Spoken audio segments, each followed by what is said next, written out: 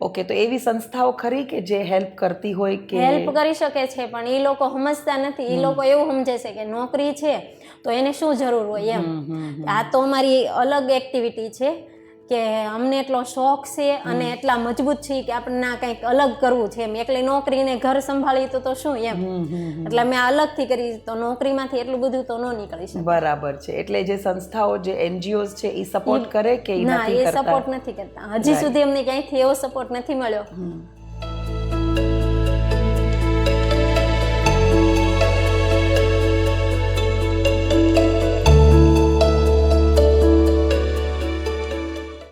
નમસ્તે ભાવનગર, આપનું સ્વાગત છે નવનારાયણીના આજના એક સ્પેશિયલ એપિસોડમાં. આજનો જે એપિસોડ છે એ સ્પેશિયલ એટલા માટે છે કેમ કે આજે જે ગેસ્ટ મારી સાથે જોડાવાના છે તે ખૂબ સ્પેશિયલ છે. પહેલાં એમને મળી લઈએ અને પછી હું એમનું ઇન્ટ્રોડક્શન કરું. Welcome Sangeeta ma'am. Thank you. Sangeeta ma'am વિશે જે આ વાત આજે હું કરવા જઈ રહી છું એ ખૂબ જ અગત્યની છે આપણા બધા માટે. કેમ કે જ્યારે હું આ એક નોર્મલ વ્યક્તિની વાત કરું ત્યારે આપણી પાસે બધું જ હોય છે ઇન ટર્મ્સ ઓફ આપણું ફિઝિક. અગર આપણા શરીરનો એક ભાગ પણ ન કામ કરતો હોય તો આપણે આખો દિવસ કાઢી નાખીએ એને ઠીક કરવામાં. જ્યારે લોકો આપણને મળે તો આપણે ખાસ એ વસ્તુની ચર્ચા કરીએ કે મારી આંગળી દુખે છે, મારું માથું દુખે છે, મને આ નથી બરાબર લાગતું. એટલે જે કમ્પ્લેનિંગ છે એ આપણે કરીએ ખાલી એક અંગને તકલીફ પહોંચતી હોય. પણ આજે જે વ્યક્તિ મારી સાથે જોડાણા છે તે દિવ્યાંગ છે, પોલિયોગ્રસ્ત છે, છતાં પણ લાઈફમાં ઘણું બધું અચીવ કર્યું છે. તો આજનો જે શો છે એમાં આપણે ઘણી બધી સરસ વાતો કરવાના છીએ સંગીતાબેન સાથે. તો સંગીતાબેન, તમને હું મળી એ દિવસ બી મને યાદ છે અને હું મળીને જ તમને ત્યારે પહેલી વારમાં જ ઇન્સ્પાયર થઈ ગઈ હતી. બિકોઝ એ એવો ક્ષણ હતો, એવું ઇવેન્ટ હતો કે જ્યાં બધા દિવ્યાંગ લોકોને શરીરના કોઈ પ્રોસ્થેટિક પાર્ટ્સનું ડિસ્ટ્રીબ્યુશન થઈ રહ્યું હતું. કોઈને પગ નહોતા તો પ્રોસ્થેટિક લેગ્સ આપવામાં આવ્યા, કોઈને હાથ નહોતા તો હાથ આપવામાં આવ્યા. અને એ ઇવેન્ટમાં આપણી મુલાકાત થઈ અને તમે પોલિયોગ્રસ્ત છો. હવે તો જો કે પોલિયો દુનિયામાંથી ઇરેડિકેટ બહુ જ જતો રહ્યો છે, પણ તમે એના શિકાર બન્યા. તો થોડું આપણે તમારું જે બચપન છે એમાં જઈએ. તમે જન્મથી જ પોલિયોગ્રસ્ત હતા કે લેટર ઓન ઈ થયું? ના, મારો જન્મ થયો ને ત્યારે તો હું નોર્મલ જ હતી.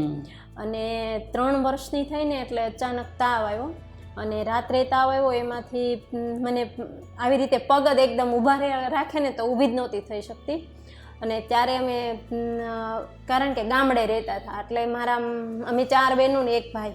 એટલે મમ્મી પપ્પાએ ધ્યાન તો બહુ આપ્યું, પણ ત્યારે એટલી બધી દવાની એ બધું શોધાણું નહોતું. અને બહુ બધાએ કીધું ત્યાં દવા બધું જ કરી જોયું, પણ કોઈ ફેર જ ના પડ્યો. એટલે જ્યારે તમે મારા ખ્યાલથી 6-7 વર્ષના હતા ત્યારથી ના બની? 3 સાલની જ હતી. ઓહો, 3 વર્ષના હતા ત્યારથી. એટલે ધીમું હાલતી હતી, એમ તો હાલવા માંડ્યા હતા. બરાબર. એટલે લાઈફ મારા ખ્યાલથી ત્યારથી જ બીજા ઉપર નિર્ભર થવાનું શરૂ થઈ ગયું હતું. પછી જ્યારે તમે સ્કૂલમાં કેમ જતા ત્યારે કઈ ટાઈપની તમને? સ્કૂલ ગામમાં હતી પણ 1 કિલોમીટર દૂર હતી. તો એકદમ નાની હતી ત્યારે બેન તેડીને લઈ જતા સ્કૂલ સુધી.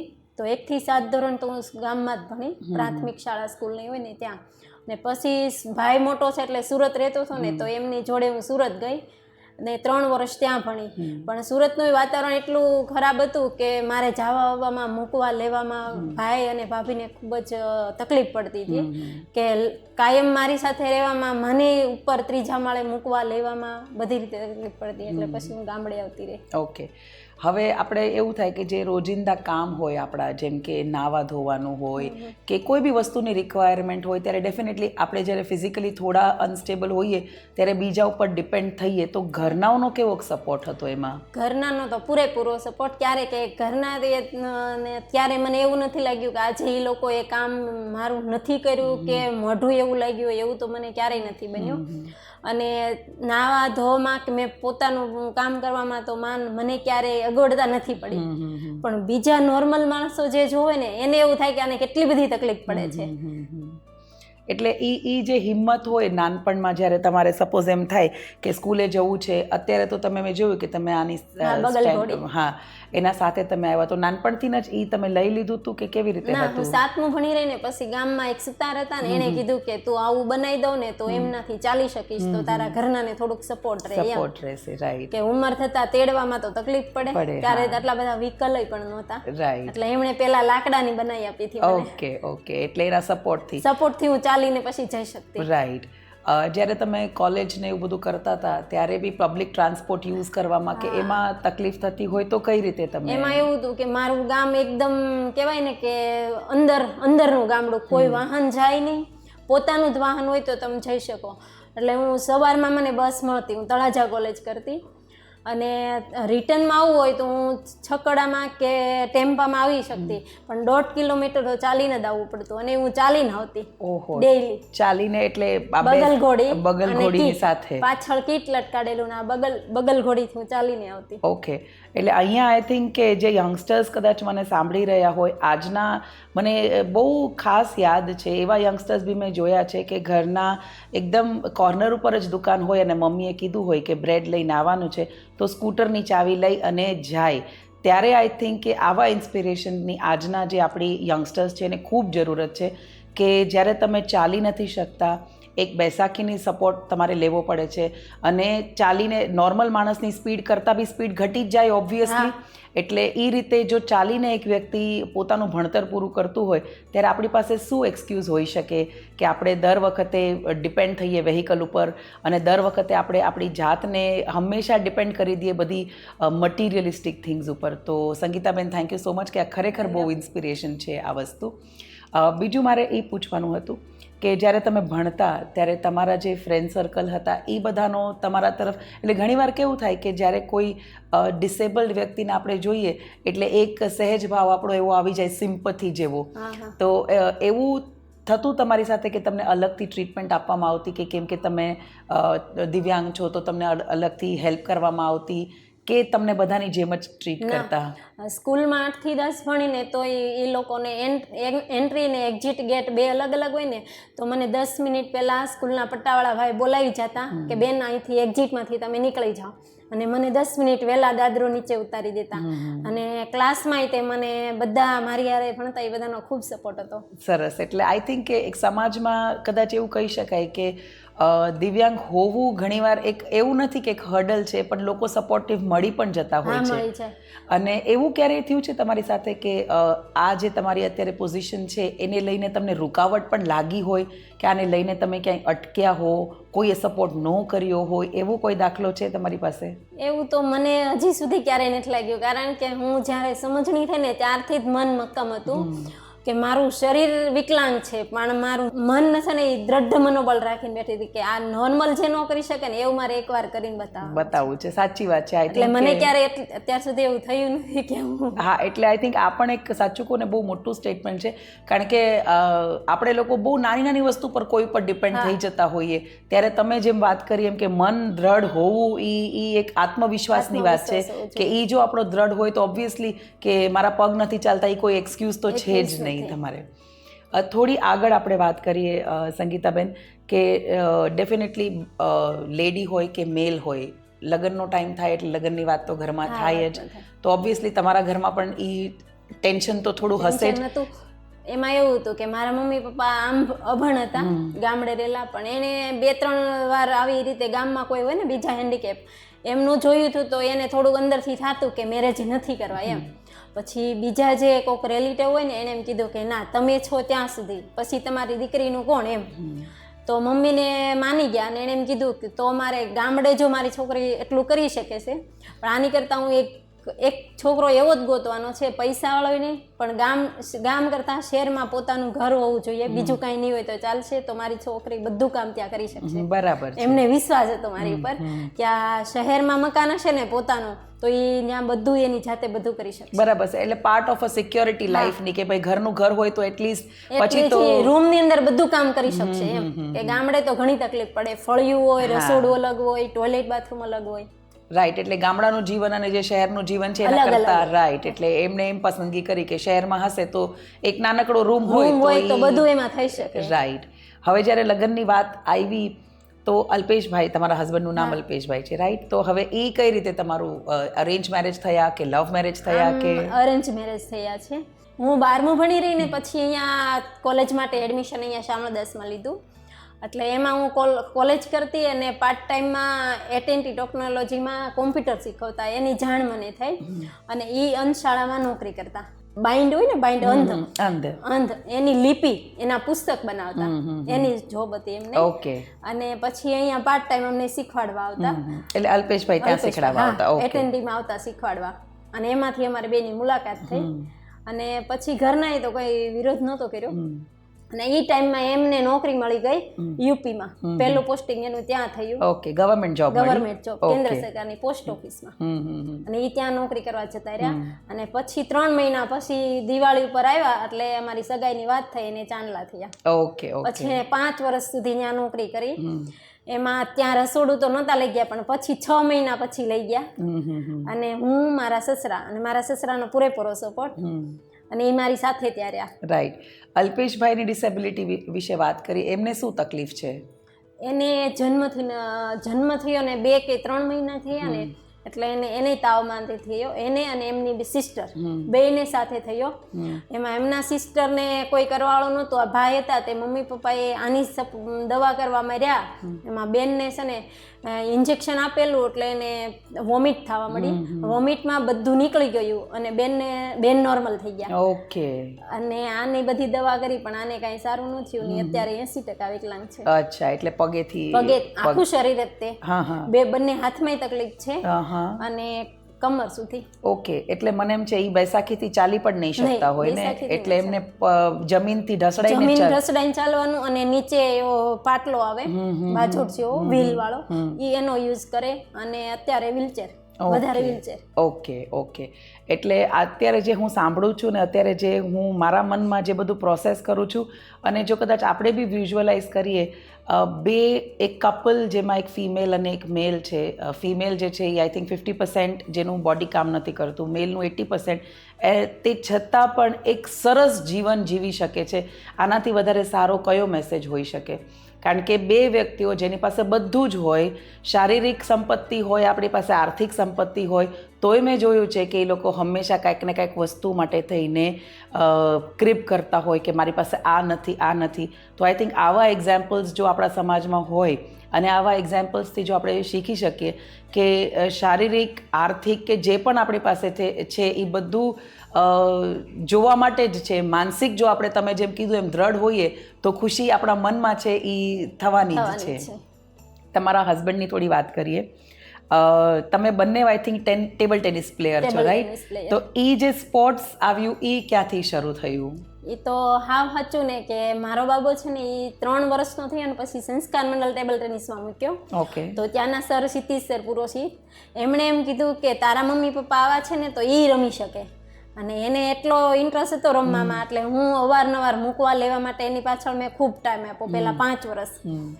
પછી એમણે કીધું કે નેશનલ રમાય છે, તમે 2 ટ્રાય કરો, હું શીખવાડીશ. સરે ઘણો બધો સપોર્ટ કર્યો, ટેબલ આપ્યું રમવા માટે, બધી વ્યવસ્થા કરી દીધી. અને અમે પછી એમાં પ્રેક્ટિસ શરૂ કરી.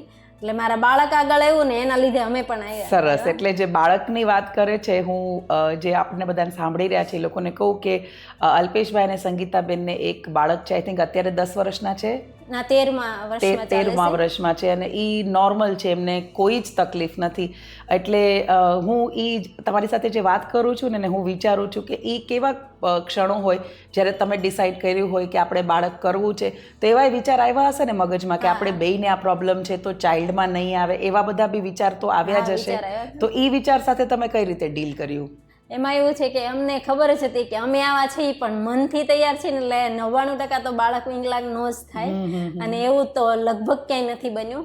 અને બાળક તો હું 2.5 મહિનાનો લઈને તે મુસાફરી કરીશું, એટલે મારો બાળક એ મારી જેમ સ્ટ્રોંગ જ છે. ઓહો, 2.5 મહિનાનો ચાઇલ્ડ લઈને હું એને દિલ્હી એ સોનિયા ગાંધીના હસ્તે મને ગાડી મળે ને તે ગાડી લેવા માટે ગઈ હતી. ઓહો, એટલે અત્યારે તમને કદાચ એમ કહું કે તમને બી અત્યારે સપોર્ટની જરૂર છે, જે તમે આ બેસાખી જે છે એનો તમે યુઝ કરો ત્યારે તમે એક જગ્યાથી બીજી જગ્યાએ પહોંચી શકો. તો 2.5 મહિનાના બાળકને તમે કઈ રીતે લઈ ગયા હશો? મને થોડું એ જાણવાની ક્યુરિયોસિટી છે. મારા સસરાને સાથે લઈ ગઈ હતી હું, મારા સસરા અને મારા સાસુ. એટલે કદાચ અહીંયાથી ટ્રેનમાં. ઓકે. તો ટ્રેનની જર્ની બી એટલી ઈઝી નથી કદાચ હું કહું તો, કે કારણ કે એમાં બી ટોયલેટ્સ ને એ બધું બી એવું હોય છે કે જે કદાચ વિકલાંગોને ધ્યાનમાં રાખીને ડિઝાઇન કરેલા નથી હોતા. અને અહીંયાથી દિલ્હી જવું હોય તો 24 કલાક થાય કે વધારે? 24 કલાક થાય. એટલે કઈ રીતે તમે એ જર્ની પૂરી પાડી એના વિશે થોડુંક મને કહો. કેમ કે ટ્રેનની અંદર 24 કલાકમાં ડેફિનેટલી જે નેચરલ કોલ્સ હોય, આપણે વોશરૂમ ને બધું યુઝ કરવું જ પડે, તો ઇટ ઇઝ ડિફિકલ્ટ કે નાના બાળકને બી.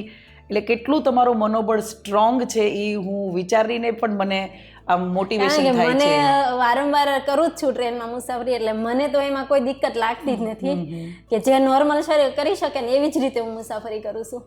એટલે કહું છું ને કે અત્યારે અત્યારે તમારી સાથે વાતચીત કરતાં મને એમ થાય છે કે આ જે લોકોની પાસે બધું જ છે in terms of physical ability કયો કે ફાઇનાન્શિયલ એબિલિટી કયો, તોય કમ્પ્લેન્સ હોય છે કે ટ્રેનમાં આ નથી, આ જર્નીમાં આ નથી.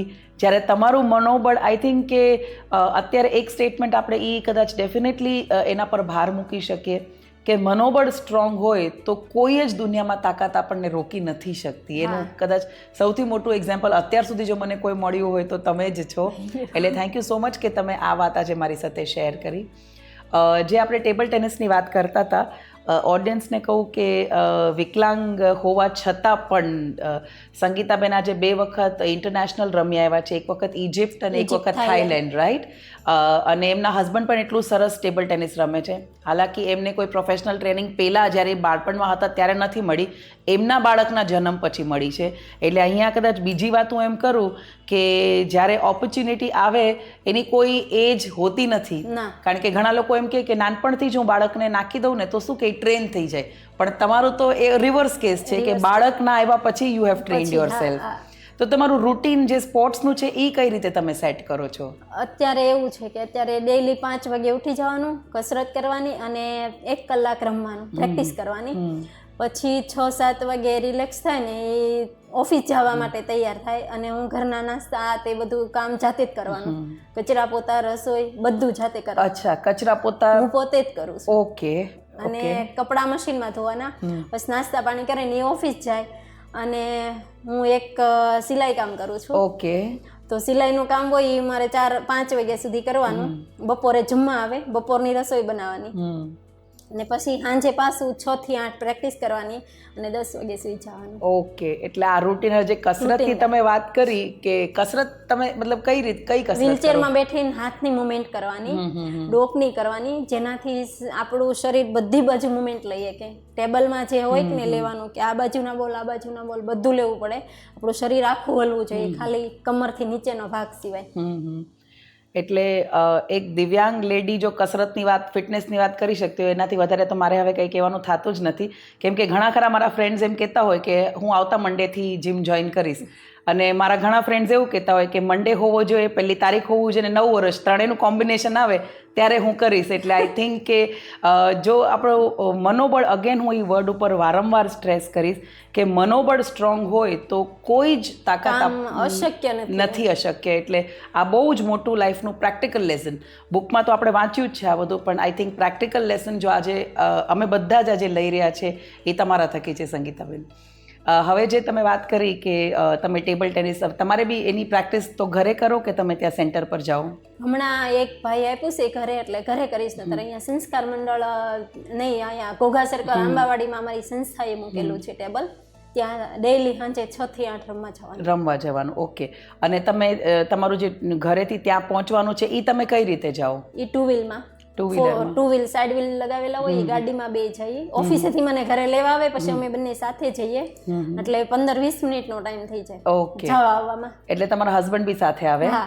ઓકે. આઈ થિંક એમને વ્હીલચેર હમણાં આપી, પહેલા એમની પાસે વ્હીલચેર નહોતી એવી કંઈક એની પાસે નહોતી. અમે ડોક્ટર વ્હીલચેરમાં રમતા, તો ડોક્ટર વ્હીલચેરમાં આ ભાગ જે આવે ને એની અમને તકલીફ હતી, અને નીચે એકદમ આવે એટલે ટેબલમાં અમને તકલીફ પડતી. અને આ વ્હીલચેર ને ઓલરેડી આવા ફેસ ઉપર જ ચાલે. એટલે વ્હીલચેરમાં પણ ડિફરન્સ હોય છે. અચ્છા, એટલે પહેલા તમારી પાસે ઈ ડોક્ટર વ્હીલચેર હતી કે જે તમે કોઈ બીમારી ને હોય ને તો તેનો યુઝ થાય. અચ્છા, એટલે આ તો સ્પેશિયલ સ્પોર્ટ્સ ની છે. અચ્છા, ઓકે. વજનમાં હળવી, અને એક હાથે મારે એની મુવમેન્ટ કરવાની હોય, અને એક હાથે રમવાનું હોય. અચ્છા, એટલે તમે ઓકે ફાઇન. એટલે જેમાં અમે લોકો એટલે હું ડિસ્ક્રિમિનેટ નથી કરતી, પણ જસ્ટ ઓડિયન્સને સમજાય કે અગર મને બોલને લેવું હોય તો હું દોડીને આ બાજુ જાઉં, તો તમે ઈ બેટરીથી ઓપરેટ કરીને આ બાજુ જાઓ. આમ છે જે એક હાથે હલાવીને આ બાજુનો બોલ લઈ શકો, આ બાજુ કરું તો આ બાજુ, એમ વ્હીલ આમ અડો ને તમે સ્પર્શ કરો ને ત્યાં વ્હીલ ફરી જાય. ઓકે. એટલી મુવમેન્ટ વાળી હોય છે. ઓકે. અને જે પેલી ડોક્ટર વ્હીલચેર હતી ઈ તો હેન્ડ થી થતી હશે એવું હશે? બીજા પાછળથી ચલાવીએ કે, અને પાછળનો ભાગ એટલે સુધી હોય, એટલે મારા હાથ પાછળ લઈ જવામાં તકલીફ પડે કે પાછળ અડી જાય. હા હા. એને પાછળ આટલે સુધી જ હોય. રાઈટ. જે સ્પોર્ટ્સ વ્હીલચેર છે ને. ઓકે, એટલે ઈ જરા વધારે કન્વીનિયન્ટ ને એવી રીતે ડિઝાઇન એવી રીતે જ બનાવેલું હોય, ટેબલ ટેનિસ ના ઓલા માટે તે. અને તમને પણ આઈ થિંક ઈ વ્હીલચેર મળી છે હવે? મને આપી છે. આઈ થિંક લાસ્ટ ટાઈમ તમે ઈ વ્હીલચેર માટે અપ્લાય કર્યું હતું એવી કંઈક વાત હતી, રાઈટ? ત્યારે તમને મળે તો મને મળેલી છે. જે પહેલો ટૂર હતો તમારો જ્યારે તમે ઇજિપ્ત ગયા ઇન્ટરનેશનલ, એની કંઈક સ્ટોરી મને કહો કે ઈ તમે કઈ રીતે સિલેક્ટ થયા, કયા હર્ડલ્સ તમારા આવ્યા ને તમે ત્યાં કઈ રીતે પહોંચ્યા? એમાં એવું હોય છે કે એ લોકો સિલેક્શન કરે. આપણું જે ટેબલ ટેનિસ, પારા ટેબલ ટેનિસ હોય ને એસોસિએશન, એમાં મારે 3 વર્ષ સતત નેશનલમાં નંબર આવેલો હોવો જોઈએ. જો તમારો નેશનલમાં નંબર ન હોય તો તમે સિલેક્ટ ન થાવ. એટલે તે સિલેક્ટ થયા, એમાં 2 એક સાથે થઈ ગયા. એટલા નસીબ હતા, એટલે 2 એક સાથે એપ્લાય થયા, અને એમાં અમારું બેનું રેન્ક બનેલું હતું, એમાં પોઈન્ટ બને, અને એના ઉપર અમને ત્યાં જવા માટે પરમિશન મળી. બરાબર છે. હવે ફંડ્સની આપણે વાત કરી, તમે કીધું કે ફાઇનાન્શિયલી એટલો બધા સ્ટ્રોંગ તમે હતા નહીં, કેમ કે તમને ઈ થોડો પ્રોબ્લેમ હતો. એક સાથે એટલું બધું ફંડ ન કાઢી શકીએ. તો ઈ ફંડનું અરેન્જમેન્ટ કેવી રીતે થયું? ત્યારે તો છે ને બહારથી લીધા હતા થોડાક, અને અમે લીધા બેયના, કારણ કે 3 લાખ રૂપિયા થતા હતા. પછી એની જે ટિકિટ ને એવું બધું આવે ને એ લોકો આપે, પછી તમને અડધા આપે, બીજો બધો ખર્ચો પોતાનો. ઓકે. અને એમાં ટિકિટ બધી અત્યારે આપણે લઈને એને ગાંધીનગર મોકલીએ એસોસિએશન વાળાને, એટલે એ પછી આગળ મોકલીએ કે પછી આપણને આપે. અત્યારે તો આપણે એક સાથે એટલા બધા ના કરી શકીએ. રાઈટ. એટલે ઈ જે એડજસ્ટમેન્ટ કરવાનું હતું 3 લાખનું, પણ તમારે મારા ખ્યાલથી બહારથી બધીથી લઈને કરવું પડ્યું. ઓકે. તો એવી સંસ્થાઓ ખરી કે જે હેલ્પ કરતી હોય? કે હેલ્પ કરી શકે છે, પણ એ લોકો સમજતા નથી. એ લોકો એવું સમજે છે કે નોકરી છે તો એને શું જરૂર હોય એમ. આ તો અમારી અલગ એક્ટિવિટી છે કે અમને એટલો શોખ છે અને એટલા મજબૂત છીએ કે આપણને કંઈક અલગ કરવું છે એમ. એકલી નોકરીને ઘર સંભાળી તો શું એમ, એટલે મેં અલગથી કરી, તો નોકરીમાંથી એટલું બધું તો ન નીકળી શકે. બરાબર છે. એટલે જે સંસ્થાઓ, જે એનજીઓઝ છે એ સપોર્ટ કરે કે ના? એ સપોર્ટ નથી કરતા. હજી સુધી અમને ક્યાંયથી એવો સપોર્ટ નથી મળ્યો. ઓકે. તો આઈ થિંક આ પ્લેટફોર્મ બહુ જ સારું છે. કદાચ મારે એક એવું રિક્વેસ્ટ કરવી હોય સાંભળવા વાળાઓને કે આજે જો આવા એનજીઓઝ કેટલા બધા, નોટ ઓન્લી ભાવનગર પણ આખા ઇન્ડિયામાં કેટલા બધા એનજીઓઝ ચાલે છે, જો આવી ટેલેન્ટને આપણે થોડું પુશ કરીએ તો એટલીસ્ટ એક સારું એક્ઝામ્પલ સમાજમાં ડેફિનેટલી સેટ થાય. તો આઈ રિક્વેસ્ટ કે જે લોકો એનજીઓઝ ચલાવે છે એ લોકો આ પ્રોસ્પેક્ટિવ પણ થોડો વિચારે કે તમે તમારું જે ફંડિંગ સેટઅપ કરતા હો એમાં એક પોર્શન એવો રાખો કે તમે એટલીસ્ટ જે ડિસેબલ્ડ લોકો છે એ લોકો તરફ, એ લોકોના ગ્રોથ તરફ, કે એ લોકોના કરિયરમાં, કે એ લોકોને ક્યાંય પણ આગળ જવું હોય તો એમાં આપણે થોડા બધા હેલ્પફુલ થઈ શકીએ. સંગીતાબેન, પહેલી જે તમારી ટ્રીપ હતી ઇજિપ્તની, એ કેવી હતી એના વિશે વાત કરીએ. તો પહેલી વાર ગયા હતા તો એ સરસ હતી, કારણ કે એમાં સિલ્વર મેડલ આવ્યો હતો મારા મિસ્ટરનો, અને મેં ઘણું સારું પરફોર્મન્સ કર્યું હતું, પણ 4થા નંબર ઉપર રહી હતી, મારો 3જો નહોતો આવ્યો. Okay, wonderful. એટલે પહેલી વાર આઈ થિંક પહેલી વાર હતું ને, એટલે થોડુંક લાગતું હતું એવું. કરેક્ટ. અને વર્ષમાં તમારે 3 ટુર્નામેન્ટ તો ઓછામાં ઓછી કરવી જોઈએ. એમાં અમે એશિયન ગેમમાં રહી ગયા, નતર અમારે એશિયન ગેમમાં સિલેક્શન થાય તો અમારે 2 ટૂર થઈ હતી. ઓકે. એટલે 3 તમારે નેશનલ કરવી જોઈએ, એમાં પોઈન્ટ મળે, અને એ પોઈન્ટ ઉપર આપણું સિલેક્શન થાય. બરાબર છે. અને જે સેકન્ડ તમારી ટ્રીપ હતી થાઈલેન્ડ, એના વિશે? એમાં ઓલ ઇન્ડિયાના ટોપ 10 પ્લેયર હોય ને, કહેવાય ને કે ખૂબ સારામાં સારા, કે આખો દિવસ પ્રેક્ટિસ જ કરવાની, બીજી કોઈ પ્રવૃત્તિ નહીં, નહીં જમવાનું બનાવવાનું કે સર્વિસ કરવાની કે કોઈ કામ નહીં કરવાનું, આખો દિવસ પ્રેક્ટિસ અને આરામ, એવા બધા પ્લેયર હતા. તો એની સામે તો અમે ખૂબ નબળા પડ્યા. અચ્છા, ઓકે. એટલે હજી તમારે થોડી પ્રેક્ટિસની જરૂર હતી. Right, okay. કારણ કે તમે અત્યારે પછી અમે થોડીક પ્રેક્ટિસ વધારી એટલે અમારા ખેલો ઇન્ડિયા હતું. ખેલો ઇન્ડિયામાં મારું બંનેનું સિલેક્શન થઈ ગયું. સરસ સરસ, કોંગ્રેચ્યુલેશન્સ એના માટે. થોડી આપણે તમારા સનની વાત કરીએ, જે તમે કીધું અત્યારે 13 વર્ષના છે ને એ બી ટેબલ ટેનિસ રમે છે, તો એને તમે લોકો કઈ રીતે મોટિવેટ કરો છો? એને અમે એવી રીતે કે અમે જે કરીશ ને, કારણ કે અમે જો આ પગ નથી તો આટલું કરી શકીએ છીએ, તો અત્યારથી એને એવી રીતે જ તૈયાર કર્યો કે તારે કોઈ પણ રીતે તારી જાતે બધું કરવાનું છે. અને નાનેથી એને સંસ્કાર મંડળ મૂકવા જતી ને તો એને એટલો રસ જ જાગી ગયો હતો કે સ્કૂલે જવામાં ક્યારેક આળસ થતી, પણ ટેબલ ટેનિસ રમવા જવાનું હોય, સર જ્યારે ફોન કરે ત્યારે તરત જાતો. સરસ. એટલે બાળક અને એ ક્યારેય એમ ન કે મારે રમવા નથી જવું. એટલે આઈ થિંક કે જે એક રે ઓફ હોપ એ જેને કહી શકાય આપણે, એ તમારી લાઈફમાં એ લાવ્યા કે આજે એમના થકી તમારી પણ આ કળા ટેલેન્ટ જે છે એ પરખાણી અને તમે આની અંદર આગળ આવ્યા. થોડી તમારા સનની જે દિનચર્યા છે એના વિશે આપણે વાત કરીએ, બિકોઝ એને ફિઝિકલી કોઈ જ પ્રોબ્લેમ નથી, પણ તો પણ જ્યારે નાના હોય ત્યારે તમારે એને ઘણું બધું હેલ્પ કરવું પડ્યું હશે. તો અત્યારે આજનું તમારા સનનું રૂટીન કયું, કેવી રીતનું હોય છે સવારથી? અત્યારે એ 2 વર્ષથી DLSS કહેવાય છે, DLSSમાં એ સિલેક્ટ થઈ ગયો છે અને એ અત્યારે સ્પોર્ટ્સ કોમ્પ્લેક્સ હોસ્ટેલમાં રહે છે. અને ડેઈલી એને 5:30 ઉઠવાનું અને પ્રેક્ટિસમાં જવાનું 8 વાગ્યા સુધી. પછી એને નાસ્તો આપે. 9 વાગ્યાથી સ્કૂલ શરૂ થાય, સરદાર પટેલ સ્કૂલ DLSS માટે આપેલી છે. અને એ 2 વાગે છૂટે એટલે જમીન સ્કૂલેથી 3-3:30 થાય એટલે પાછું સાંજનું સેશન હોય, એમાં એને જવાનું ને 8 વાગે છૂટે. ઓકે. તો એને લેવા મૂકવાનું ને બધું અત્યારે હોસ્ટેલની બાજુમાં જ સરદાર પટેલ સ્કૂલ છે. અચ્છા. એટલે ત્યાંથી એ લોકો કરે, પોતાની જાતે જ મેનેજ કરે છે. પોતાની જાતે નાવા ધોવાનું અને જમવાનું બધું ઈદ આપે, પોતાની રીતે બધું કરી લે. બહુ સરસ. એટલે આ બી એક આઈ થિંક એક પેરેન્ટિંગ ટિપ તરીકે લઈ શકાય, કેમ કે આજના જે બધા પેરેન્ટ્સ છે એ બાળકોને વળગી રહીને જ એનો ગ્રોથ કરવા માંગે છે કે હું જ બધી વસ્તુમાં ઇન્વોલ્વ થાઉં, હું જ બધી વસ્તુમાં ડિસિઝન લઉં તો જ મારા ચાઇલ્ડનો ગ્રોથ થશે. તો આઈ થિંક એ એક સ્ટીરિયોટાઇપે આપણે કદાચ અહીંયા બ્રેક કરી શકીએ કે સંગીતાબેન અને અલ્પેશભાઈએ પોતાના સનને એકદમ ઇન્ડિપેન્ડન્ટલી એની લાઈફ જીવવા માટે મૂક્યો છે અને ખૂબ જ સરસ રીતે he is able to take his own decisions અને પોતાનું રૂટીન સરસ રીતે સેટ કરીને આજે બહુ જ સરસ પ્રેક્ટિસ કરી અને એમનું નામ રોશન કરવા ઉપર એનો પૂરેપૂરો ગોલ છે. સંગીતાબેન, થોડી એવી વાત કરીએ આજે, તમારા શોખ, તમારી પ્રવૃત્તિઓ, આઈ એમ શ્યોર જે બધાને હોય એમ તમને બી હશે, તો થોડી એની વાતો કરીએ. મારો શોખ પહેલેથી તો મને એ હતું કે મારે સર્વિસ કરવી છે, શિક્ષિકા, ટીચર બનવું છે. તો એ શોખ પણ મેં પૂરો કર્યો. 12મું ભણી રહી એટલે બાજુના ગામમાં 2 કિલોમીટર દૂર દિહોર પ્રાથમિક શાળા હતી, ત્યાં હું કોમ્પ્યુટરની ટીચર બની હતી. અમે મેરેજ થયા ત્યાં સુધી ત્યાં નોકરી કરી. અને એક પાર્લરનો શોખ હતો જે અમને નિઃશુલ્ક સેવામાં શીખવાડતા હતા. તો મેં એટલી ધગજ હતી મારા મનમાં કે આ શીખવું જ છે, તો ટોટલી હું પાર્લરનું બધું જ કામ શીખી. અરે વાહ. અને મેં સસરાના ઘરે 4 વર્ષ કર્યું. ઓકે. અને બીજું ઈતર પ્રવૃત્તિ ઘણી બધી આવડતી હતી કે મોતી પરોવવા, પછી જાતે આ જે હેન્ડવર્ક કરે છે ને, જે ગામડાનું દેશી, એ બધું વર્ક, બધું ટોટલી વર્ક. અને ઇન કેસ સિલાઈનું કામ અહીંયા આવી પછી શીખી ગઈ. અરે વાહ, સરસ. એટલે મલ્ટી ટેલેન્ટેડ છો તમે, બધું જ તમે કરી લીધું. ટીચર બી બની ગયા, તમે બ્યુટિશિયનનો કોર્સ બી કરી લીધો, તમે આજે ઘરકામ, મોતીકામ જે છે એ બધું પણ તમને આવડે છે. એટલે કોઈ એવી વસ્તુ નથી કે જે કદાચ તમને અશક્ય લાગે છે. એટલે અત્યારે હું સિલાઈનું કામ કરું છું, સાડીને શેડા ફોલ કરવાના, બ્લાઉઝ, પીસ, અસ્તર બધું વેચું છું, ડ્રેસ મટીરિયલ અને સિલાઈ કામ totally, chaniya choli, વેસ્ટમાંથી best, dress, blouse બધું જ. વાહ. એટલે કદાચ એમ કહી શકું આજના જે એપિસોડમાં કે અશક્ય વર્ડ જો આપણી ડિક્શનરીમાં હોય તો હવે સંગીતાબેનનો ઇન્ટરવ્યૂ સાંભળ્યા પછી એ વર્ડ તો આપણી ડિક્શનરીમાંથી નીકળી જ જવો જોઈએ. તો સંગીતાબેન, બિફોર કે આપણે આ ઇન્ટરવ્યૂ એન્ડ કરીએ, ઓડિયન્સને તમે કંઈ કહેવા માંગશો?